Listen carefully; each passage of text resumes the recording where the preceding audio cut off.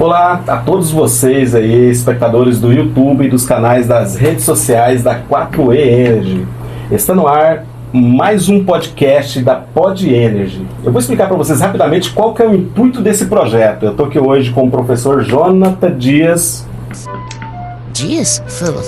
Jonathan Souza. Profissional. Profissional?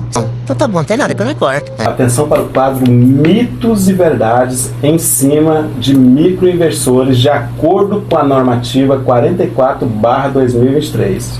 Eu estou aqui com o nosso diretor técnico de engenharia, Jonathan Souza, e a gente tem muito assunto para abordar, certo, Jonathan? Combinado. Aqui quem nos fala é Marcos Lamoneiro, sou diretor comercial da 4E Energy em parceria com a Sustente Engenharia. A ideia desse projeto nosso é entregar para vocês informações relevantes do setor, por entender que esse é um setor muito abrangente, Sim. muitas dúvidas. Sim. Só um assunto que a gente pegar aqui hoje daria 1h30 de conversa, não é isso, Jonathan? positivo.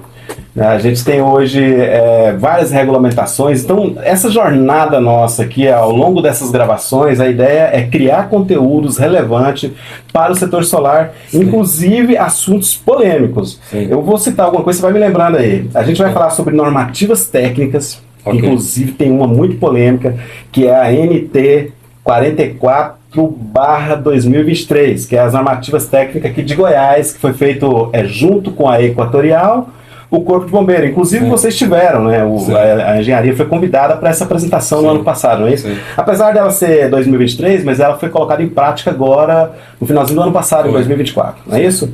A gente vai falar sobre a NT 44/2023, hoje, inclusive, tem um assunto muito bacana para a gente falar, que é a Lei de Regulamentação 14.300, Sim. que é a lei do marco legal, que veio para dar segurança para o setor. A gente tem que falar muito sobre isso. Teve uma Sim. polêmica na época, que o pessoal falava que o mundo ia acabar, né?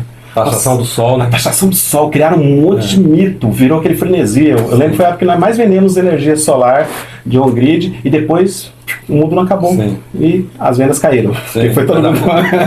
E ficamos ali. Sim. Se eu não me engano, a gente tem que buscar esses números. Houve milhares de projetos, de pareceres de acesso que nunca foram executados. Sim. A gente vai buscar esse número. Sim. Porque todo mundo foi atrás do parecer de acesso, achando que aquela taxação do sol que não existe Ia tornar inviável, né? ia tornar inviável, e pelo contrário. Inclusive nós temos notícia boa para falar, Sim. que é o fio B, que é o terror de muita gente Sim. que acha que vai viabilizar projeto, ele está extinto até 2045, Sim. de acordo com a outra regulamentação, que é a MP, 1.300. a MP 1300/2025.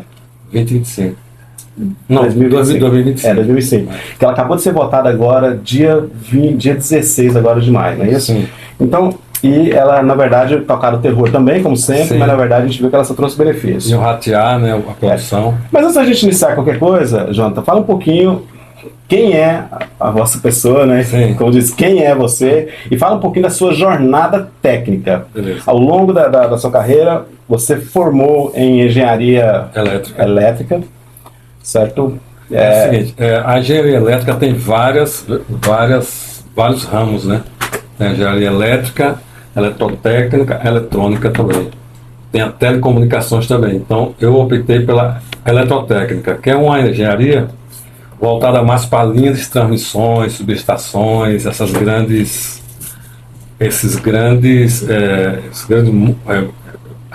partes da engenharia, né? Módulos da engenharia. Então, durante assim, um período que a gente, antes da energia solar, que nós estamos há 10 anos, né, com a energia solar, antes disso nós ficamos com construção fizemos mais 5 shoppings já no Brasil, como engenheiro responsável por todas as instalações elétricas, hidráulicas, gás, incêndio, são instalações complementares. Depois fizemos alguns aeroportos, depois trabalhamos em grandes plantas da Petrobras, né? Então eu vi que o foco as suas RTs hoje, né, foi focado mais na questão do Nordeste. Então, Sim. você formou no Maranhão, só para Na Bahia. Você formou na Bahia. Eu vi que você tem muitas execuções também no Maranhão e Alagoas. Alagoas e Bahia também. Alagoas e Bahia. Aeroporto. Sim. O aeroporto de Maceió. Nós fizemos do zero, né? A parte estrutural. Então, pelo que eu entendi, você focou mais ou menos ali, quase que, vamos dizer assim, quase 2/3 da sua carreira em linha de transmissão e predial. Instalações complementares. Né? Instalações industriais, que quando você entra assim no shopping, você tem grandes instalações, grandes subestações, grandes grupos geradores, grandes centrais de climatização. Então é um sistema complexo, um shopping é um sistema completo de engenharia, né? Então eu estou diante aqui de uma grande bagagem técnica. Sim. E foi legal essa parceria entre a 4E e a Sustente, porque a gente trouxe mais um leque de opções. É importante os nossos clientes que vai ver esses vídeos, eles entenderem o seguinte: a 4E ela estava muito focada na questão on-grid antes dessa parceria, e numa questão que é o futuro, é o presente, que é a questão do SH 4.0, que é o sistema híbrido, com uso ou não de bateria. Então, quando a Sustente vem com essa parceria, a gente aumenta esse leque de opções, que é poder oferecer para os nossos clientes linha de transmissão, subestação e essa questão predial, que a gente chama, né, que é essa questão de estrutural, né, de toda a parte. Então, isso trouxe um leque de opções maior. Mas essa parceria está rendendo muito mais foco na solar do que essas questões estruturais. Até mesmo porque... eu até comentei isso ontem em visita com o cliente, a cada 3 projetos que estamos fechando, 2 está sendo de investimento. Usina de investimento, porque para quem é leigo no assunto, a gente vai tentar ser bem didático. Tem a usina de alto consumo, que é eu gerar para o meu próprio consumo. Sim. E tem a usina que eu faço alto consumo e investimento, que é aquela, por exemplo, eu preciso de 3.000 de conta, mas eu vou gerar 6 e vou vender 3. Vou comercializar, vou compensar em outras unidades consumidoras. E tem a usina que é só de alto investimento. Inclusive, esse está sendo o nosso foco hoje de clientes. E o legal é que, se esse cliente precisar de levar uma rede de transmissão, que é o que acontece muito no rural, a gente precisa sempre passar ali pela concessionária, pedir uma análise de viabilidade técnica, que é a VT. A gente precisa também de um parecer de acesso, que é o orçamento. Apresentar um modelo de rede que a Control exige, né? Um modelo de rede que a gente propõe que seja executado assim. Exatamente. Nós estamos preparados para executar de A a Z. Nada vai ser terceirizado. Não. E isso faz o quê? Viabiliza mais o projeto. Deixa o projeto mais viável, não só tecnicamente, que tecnicamente é possível, a gente vai saber através da Equatorial, mas viabilidade de retorno financeiro, que é o grande que o cliente quer. O que brilha os olhos do nosso cliente esse projeto vai me trazer quanto. Né? Mas vamos só para concluir essa também parte. Só abrindo um parágrafo aí, a gente também, essa ideia que nós estamos se propondo é para atender os grandes clientes, médios e grandes clientes, porque antes as pessoas ficavam só colocando placas solares, né? Nas casas, nos supermercados, e não resolveu o problema das contas dos médios e dos grandes clientes. Então colocavam um sistema solar e não compensa a demanda, não compensa as multas de contrato, variação de capacitores, de bancos reativos. Então o grande movimento da 4E com a Sustente é para atender esse público que ficou jogado.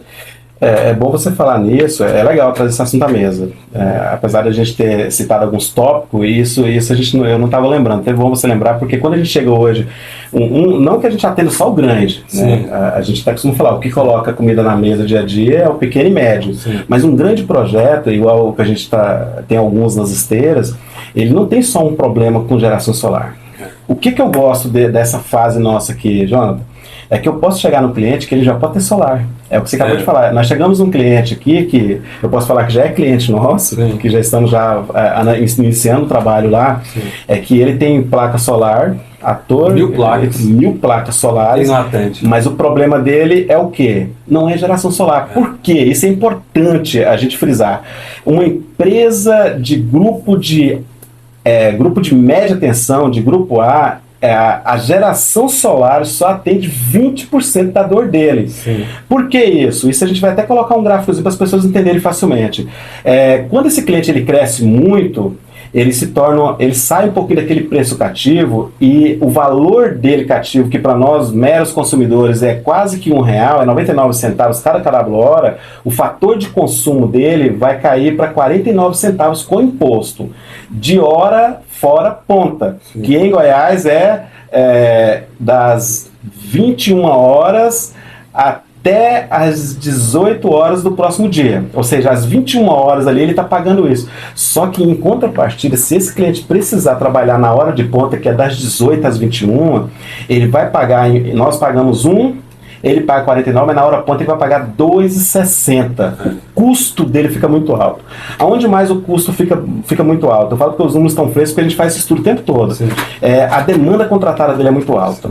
Então, quando a gente chega com a solução completa, que não é só a geração é ótima, a geração resolveu 20% do problema dele. Ele pagava 100, agora ele paga 80. É dinheiro. 120 mil por ano no caixa dele. Só que a gente tem uma solução, aliás, duas. A gente vai falar sobre também a questão do gerador solar. É um papo muito bom de a gente poder fatiar. A gente leva uma solução para ele, em que, para ser mais direto ao ponto, né, em que ele vai devolver para ele mais 50%. Por que essa solução devolve mais 50% para o caixa dele? Porque eu vou combater a hora de ponta, a gente vai colocar o sistema para desligar da rede e trabalhar totalmente autônomo nas 3 horas de ponta e fazer com que ele reduza... Sem a utilização de geradores convencionais, né? Isso, outra coisa também. A maioria desses clientes estão usando geradores convencionais para combater a hora de ponta, que é caríssimo. Esse cliente mesmo que nós fomos, ele gasta milhares de diesel aí por mês, né, de litros de diesel. Manutenção cara, e a gente consegue apresentar uma solução que vai devolver para ele... Poluição também, né? Poluição que é fóssil, né? Tem um nome que eu adoro, que eu falo que além de colocar dinheiro no bolso desse cliente médio e grande, a gente vai descarbonizar a empresa dele, entende? Então, eu queria que o senhor falasse um pouquinho, antes da gente entrar num assunto muito polêmico, que é a NT 44/2023, que é a normativa técnica que deu o que falar, está dando o que falar. Eu queria que você falasse um pouquinho também no sistema muito inovador, que inclusive nós vamos apresentar detalhes dele, que é o sistema de gerador solar. Sim. O senhor tem como dar um gancho nesse assunto? Sim. Nós estamos numa parceria com um grande fabricante internacional, né? Que ele está trazendo para nós aqui em Goiás. Já tem um instalado aqui numa cidade... Pires do Rio. Pires do Rio. São geradores alimentados por placa solar. Então é uma coisa fantástica. Eles trabalham 24 horas, os geradores. A energia que um sistema convencional gera, digamos, 75, ele gera 4 vezes mais. Peraí, deixa eu entender. Você fala 24 horas solar, mas o sol é só das 8 às 18. Sim. Aí, esse complemento nós temos as baterias, né?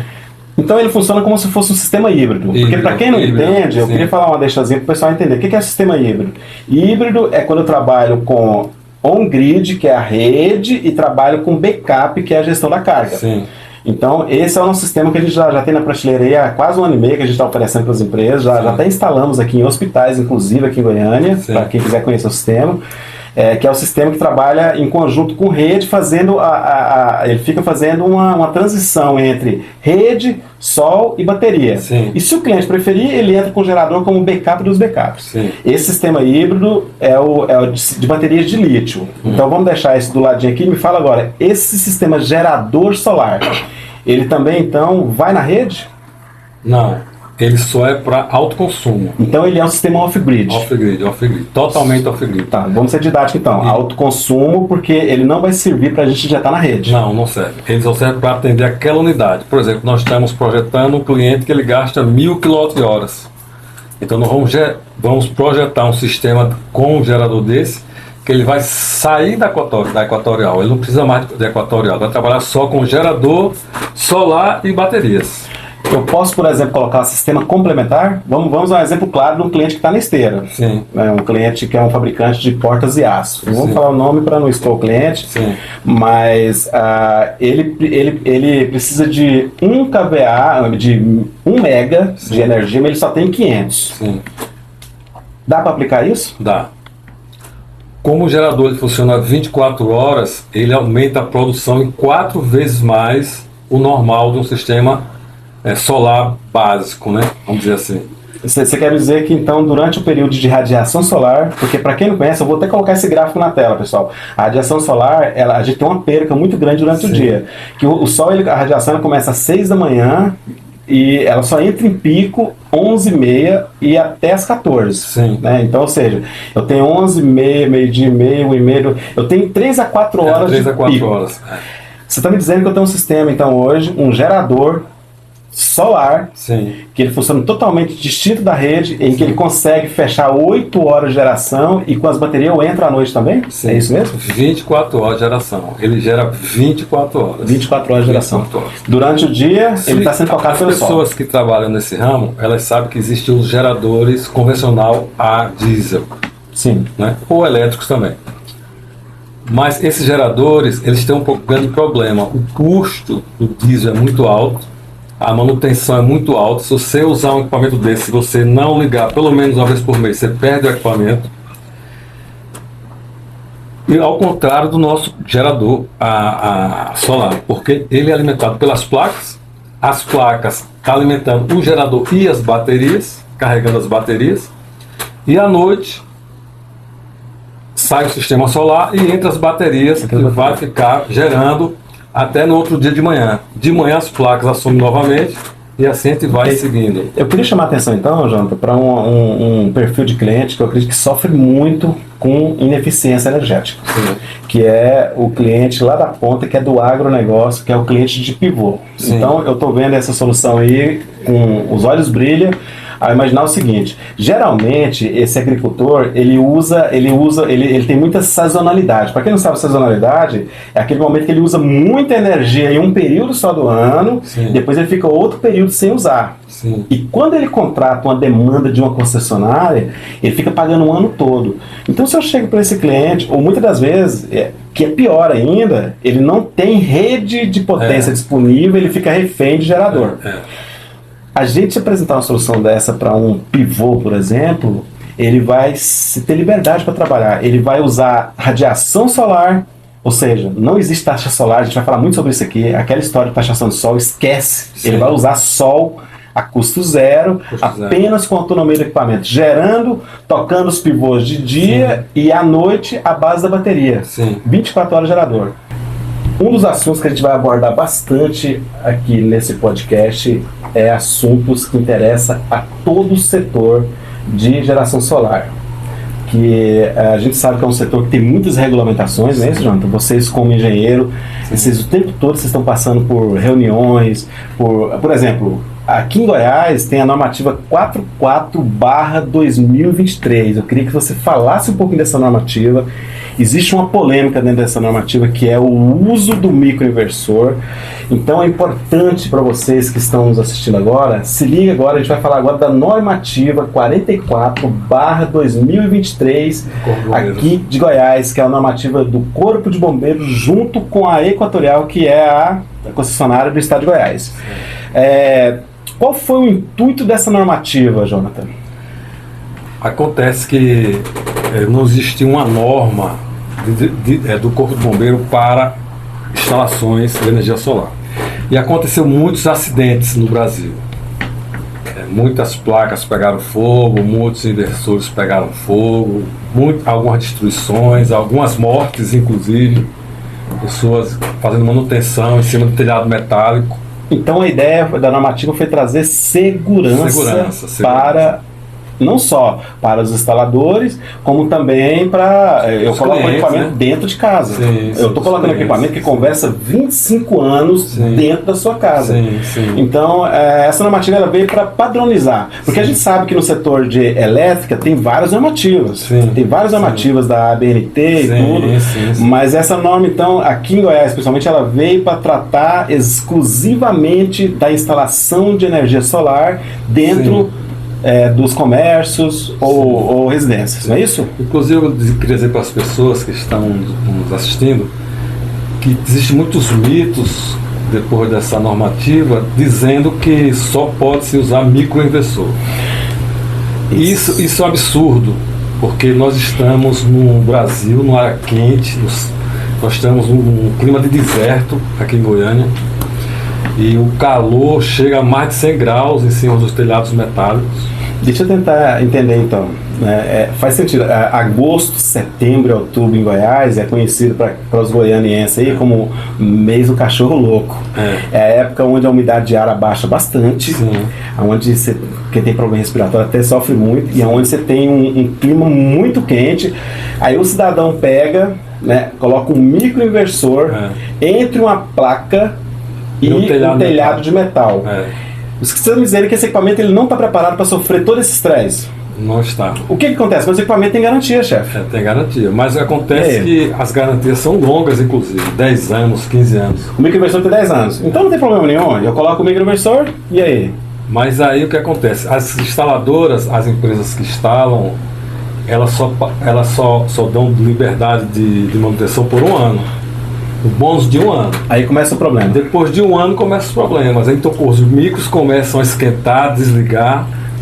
Aí eles vão cobrar a visita técnica. Esse micro vai para a fábrica. E a produção para. Daquelas 4 placas, né? Porque são 4 placas. É bom trazer essa informação aqui, ó. Técnica, informação, dicas.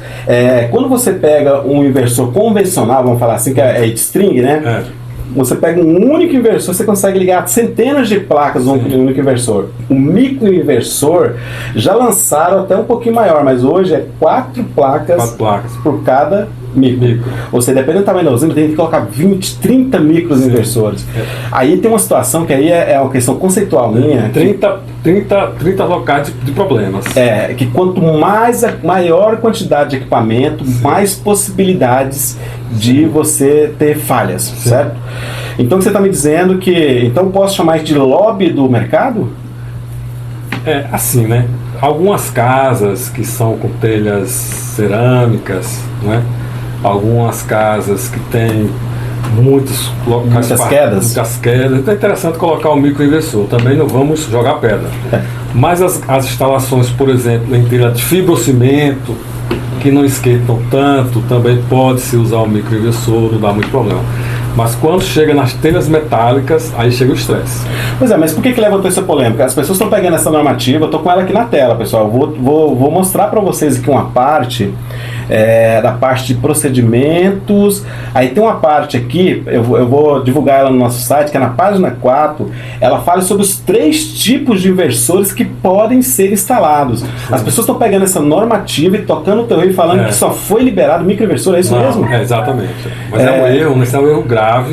Na verdade, é uma mentira grave. É uma mentira grave, porque está burlando a lei, né? Burlando a normativa. Isso é caso até de polícia.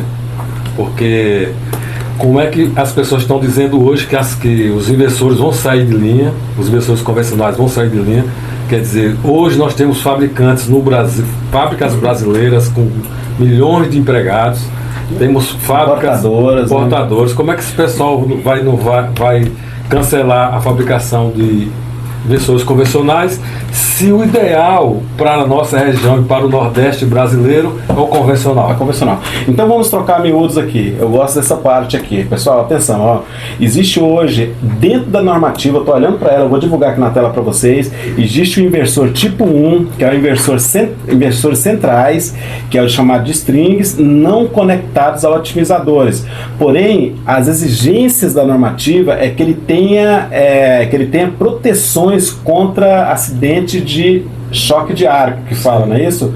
Ou seja, que é o AFPA, que são siglas em inglês aqui, mas que são justamente proteções em que vai dar essa segurança contra choque, não é isso? Choque, então, sobretensões, subtensões, tudo que for anomalia no sistema, o inversor sai e desliga. É importantíssimo você que, principalmente o comércio, porque o comércio, diferente de uma residência, todo ano ele passa pelaquela vistoria do bombeiro para análise, troca de extintores e tudo mais. Então, que a gente chama de SERCOM, se eu não me engano.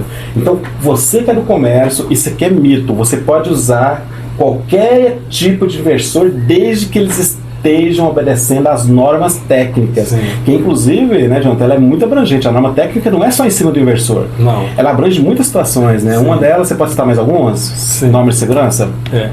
O bombeiro exige que esses inversores sejam instalados longe de equipamentos inflamáveis, em locais que tenha boa ventilação, em locais que tem acesso, que nada fique na frente do inversor para um caso de emergência. Então, os itens de segurança normal do equipamento elétrico. Se não me engano, parece que ele exige uma distância Sim, 50 extremos, centímetros de cada local para ter ventilações, quer dizer, mas nada dizendo que não pode ser usado. E outro problema também interessante, Marcos, é que as empresas optam para utilizar o microinversor porque o custo vai lá para cima. Então, 30% mais caro instalar os microinversores do que o inversor convencional. Isso, a gente passa pela situação o tempo todo aqui. Por exemplo, então, eu vou apresentar um projeto de 100 mil, um projeto normal, com todas as normativas, usando o inversor string com a norma de segurança NEFCI, né, que fala, que exige lá. Todos os inversores de janeiro para cá já está vindo com essa de segurança. E tem a ANBR também tem muitas... A homologação do próprio metro. Metro, tem muitas normas que regulam esses equipamentos. Então, por qual motivo por que eu devo fazer uma análise aqui? É importante esse corte aqui para vocês entenderem. Por que eu devo comparar, em qual momento eu devo usar ou não microinversor? Apenas em caso de residências onde o telhado seja de americano, né? Sim. Qual é o nome daquele telhado?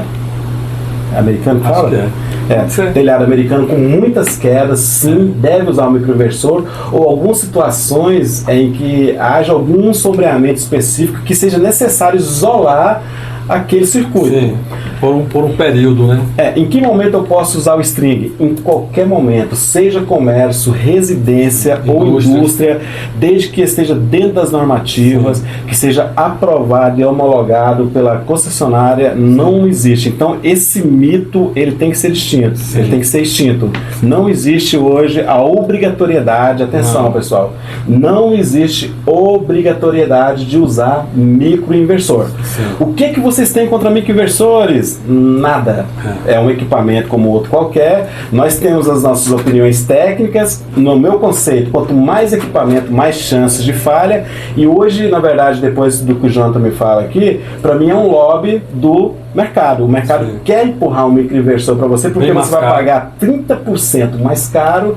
Além de tudo, depois de um ano que acabar a garantia, você vai ficar refém de manutenção periódica. Mas tem garantia, só que você vai pagar pela troca, certo? A visita técnica. Então, a normativa ela vai ser disponibilizada para vocês aqui no site. A normativa NT 44/2023, apesar dela ter sido em 2023, ela foi homologada no final do ano de 2024. Ela já está valendo e o único objetivo dela o intuito é aumentar a segurança e não tocar o terror. Comércio, residência, indústria tem liberdade dentro da própria normativa de escolher entre os 3 tipos de inversores.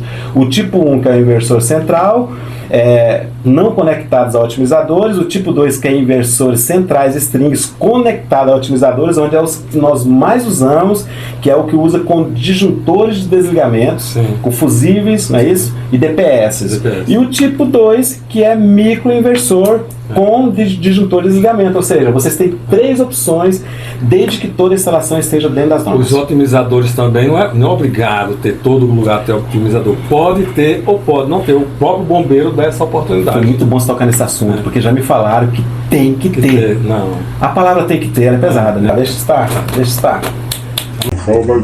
Por que onde Deus está? O intuito dessa programação aqui é levar para as pessoas informações pertinentes. Vamos falar de regulamentação, vamos falar de marco regulatório, vamos falar de usina de investimento, mas também a gente precisa falar de coisa boa, né? Que é vamos falar a jornada de uma engenharia, a jornada de um engenheiro. Eu estou aqui hoje com essa figura, gente boníssima, que é o Jonathan aí, o nosso nordestino, alagoano, que caiu de paraquedas aqui em Goiânia, que veio aqui exclusivamente para fazer uma usina de 1.3 megas e por aqui ficou, e foi ficando, e parece que não pretende mais voltar. Não, a ideia é ficar por aqui. Só passeio? Só vou mar de vez em quando. E vamos junto lá, hein? Vamos junto, porque eu sou suspeita, João, porque Você hoje a sua base familiar, vamos falar assim, sua mãe, seus irmãos, eles estão, quase que eu falei que nem o MC Gui, falei irmãos. Tem história boa falar sobre isso. Ela tá hoje em Maceió, não é isso? Maceió. E eu sou apaixonado em Maceió. Eu já fui lá 2 vezes e sempre foi o mesmo roteiro, tá? Eu fico hospedado em Pajuçara, eu sou muito metódico com isso. Quando vai dar certo, alugo um carro, desço pra Praia do Francês, faço uma visita histórica ali no Marechal Deodoro, né? Tem que ser cultura, né, filho? Depois eu desço Praia do Gunga, uma cocada na saída São Miguel, São Miguel do... Uma praia muito boa lá. São Miguel dos Milagres. Praia do Gunga. Faço um voo lá com aquele cara lá. Lá do... Né, ali eu quero ir lá de novo. Mas fala um pouquinho de você. Essa jornada sua aí de 36 anos de engenharia. Qual foi a parte inusitada? Os perrengues que você já passou hoje. Que você falou assim, que cilada é essa? Conta pra nós. A engenharia... Os engenheiros que estão nos assistindo sabem isso, é muito complicado, é complexo. Porque tem dias que você está em Mar Azul e tem dias que você está dormindo, como nós, quando íamos pegar os shoppings, né, que eu já fiz 5 shoppings aqui pelo Brasil, como engenheiro responsável, a gente dorme, o último mês a gente dorme dentro do shopping, para adequar as instalações, ajustar todos os pontos, que são muitas instalações se conversando, né? Instalações hidrossanitárias, sanitárias, instalação de gás, instalações de climatização, instalação de telefonia, voz e dados e por aí vai. Uma loucura. Mas dormir dentro do shopping até que parece que é meio confortável, né? Ainda mais se tiver ar-condicionado ali, já tem iluminação, banheiro top. Tudo bacana. E o perrengue mesmo? Fala pra mim. Shopping é o filé, então. O perrengue é Nordeste, tem os perrengues do Nordeste, né? No Nordeste nós temos estradas complicadas em alguns setores. Uma vez nós fomos fazer uma usina de 2 megas lá em Balsas, né? Balsas do Maranhão. No sul do Maranhão. É um polo legal, Balsas. E tem uma ponte de madeira que nós passamos para levar os equipamentos, as equipes, container, né? Porque não tinha energia lá no meio do mato. Nós ficamos a 25 quilômetros do ponto mais próximo da capital, do estado, do movimento lá da área urbana.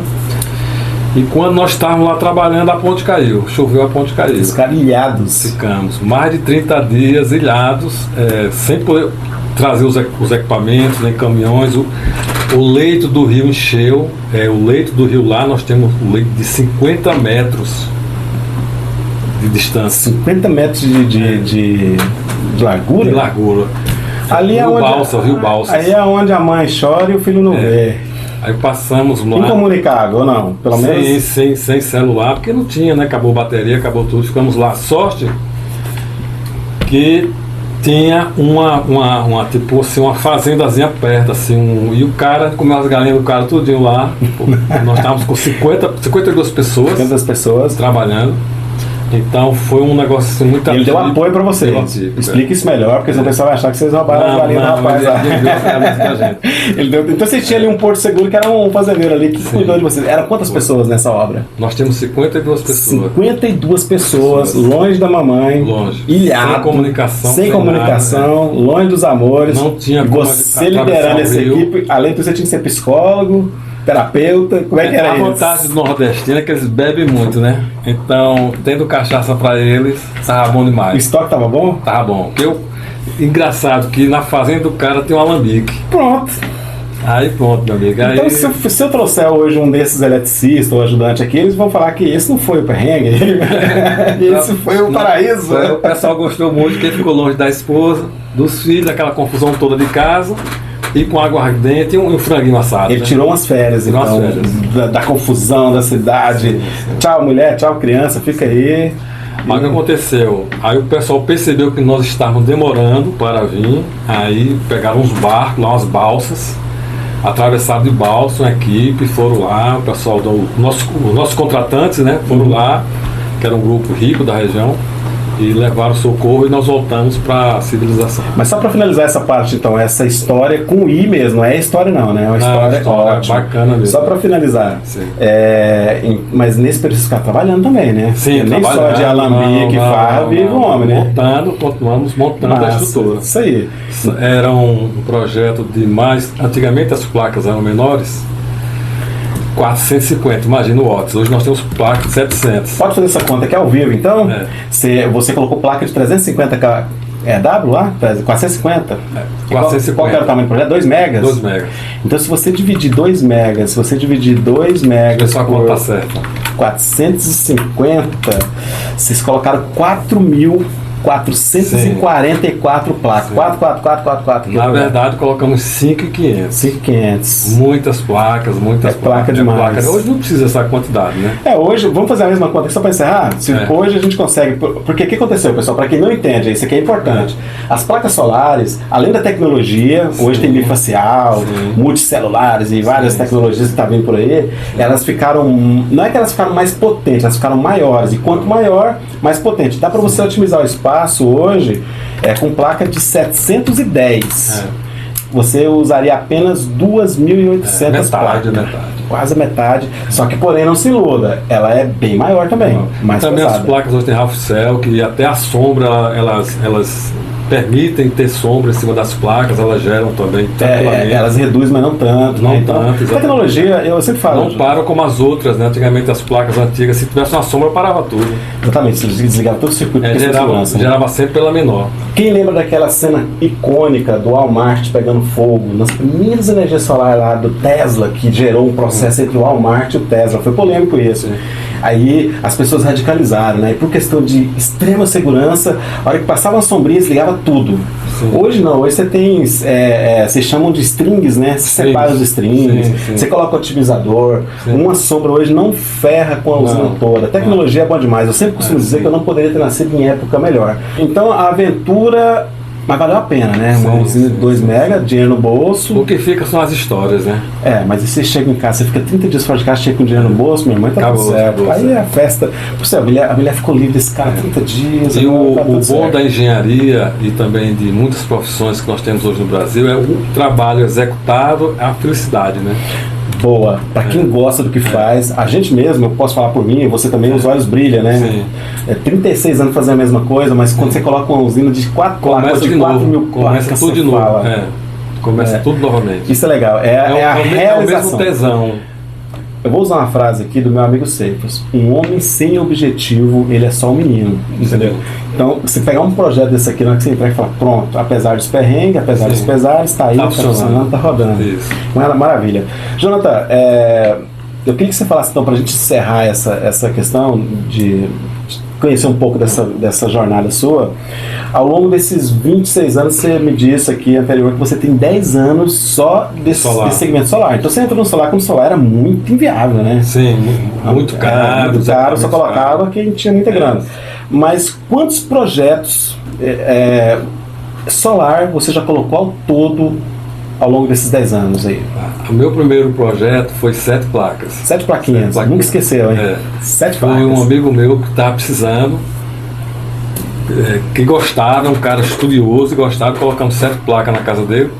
E depois deles, hoje nós já temos mais de 500 clientes 500 instalados. Projetos de placa solar. Ao todo, você já colocou hoje, em média, tratando em megas, em kW pico, falar assim. 30 megas, né? 30 megas ou 30 mil kW pico. Sim. Vou fazer outra continha de papel de pão, que eu gosto. Mais de 500 clientes. Mais de 500 clientes, só de solar. Só de solar e muitas usinas de 1 mega. Então, você falou que fez um de 2 mega lá, esse que foi do Perrengue do Maranhão, você veio para Goiânia para fazer um de 1.3 e tem mais um aí que você fez lá no Maranhão também. Vamos lá, inclusive aqui em Guapó, tá, pessoal? Tem uma lá, tá rodando, beleza, a gente foi lá, fez um vídeo legal lá, ficou muito boa aquela usina, tá? Então quer dizer que hoje existe 3 milhões, uma continha básica, 3.780.000 kWh rodando graças ao seu trabalho. Parabéns. E eu vou te falar uma coisa assim, não é pra se achar o bom. Se não é PC. Não tem problema. A energia solar não tem problema. Os equipamentos têm garantias da fábrica. Se uma fábrica dá garantia de 25 anos numa placa, é porque realmente a coisa dá certo. É bom você falar 25 anos para as pessoas entenderem outra situação assim, que gera um pouco de confusão. As placas, elas não têm 25 anos de garantia de fábrica, elas têm 10 anos de garantia contra defeito de fábrica e mais 15 anos de eficiência. Sim. Isso é importante frisar. Tem outra confusãozinha que o pessoal faz. Ah, não, 25 anos de garantia. Não é sempre Toshiba, né? Lembra das garantias? Sim. Mas muito bom, é muito bacana você tocar nessa Os inversores têm 10 anos, então a gente não tem nenhum cliente assim que tenha reclamado até hoje dos nossos projetos. Perfeito. Foi um bate-papo massa. A gente vai estar aqui reunido praticamente toda semana trazendo conteúdo para você. Beleza. É importante que você entre e você comente, você faça suas perguntas. Dúvidas também. A gente vai trazer que sempre estaremos à disposição. Vamos trazer autoridades do assunto, pessoas que realmente sabem o que estão fazendo, né? Hoje está o Jonathan aqui, amanhã a gente pode trazer mais um convidado para essa mesa. Você está convidado a participar de todas as rodadas dessa discussão. A gente vai trazer assuntos polêmicos. No próximo podcast, é importante você ficar ligado, faça pergunta, inclusive, sobre isso. Nós vamos falar sobre o polêmico assunto, a medida provisória 1300/2025, que foi votada no último dia 16 de maio agora de 2025, no Congresso Nacional, em que muitos terroristas fizeram vídeos falando que era o fim das placas solares. Então eu vou ter uma discussão com autoridades no assunto para falar, realmente é o fim da placa solar? Vamos falar também sobre viabilidade de retorno de investimento para usinas de alto investimento. O que muda após essa regulamentação? Até que ponto que uma normativa pode interferir no marco regulatório 14.300? É muito assunto, hein? Tá? Então vocês viram hoje aqui um assunto importante que foi sobre a normativa técnica do Estado de Goiás, que é 44/2023, e no próximo programa a gente vai tratar exclusivamente da MP 1300 e vamos falar sobre usinas de investimento, é viável, sim ou não, até quanto por cento de retorno e qual vai ser o payback. A gente vai também trazer um assunto aqui, como que está sendo a tratativa desse governo. Não vamos politizar o assunto, tá? Vai ser um desafio. Como está sendo a tratativa desse governo com relação ao setor solar? Como que foi que nós viramos o ano? Ok? Então entre, faça o comentário de vocês, faça as perguntas, que toda semana estaremos aqui para trazer conteúdo relevante para você. Muito obrigado, Jonathan, mais uma vez. Obrigado, Arnaldo. E a semana que vem tem mais. Fique com Deus.